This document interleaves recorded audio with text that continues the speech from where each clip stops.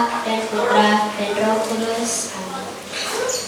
Tuhan Yesus, Engkau diutus Bapa menjadi berkat bagi dunia, menjadi selamat bagi manusia. Utuslah kami anak-anak-Mu di Indonesia untuk menjadi sahabat yang kuat bagi yang lemah, rela berkorban bagi yang menderita, sahabat penghibur bagi yang sakit dan gelisah. Tuhan Yesus, kami ingin menjadi utusan kecil-Mu, teman setia bagi yang tersingkir dan terlantar, teman bicara bagi yang kesepian dan terlupakan, sobat yang gembira bagi yang sedih dan susah, sobat penuh penghargaan bagi yang tak dicintai. Tuhan Yesus, kini utuslah kami dengan bantuan Roh Kudus-Mu menjadi garam dan ragi yang baik, menjadi terang dan obor yang cemerlang, membawa kegembiraan dan pengharapan.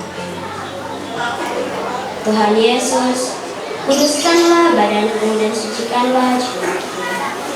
Kupersembahkan diriku padamu hari ini.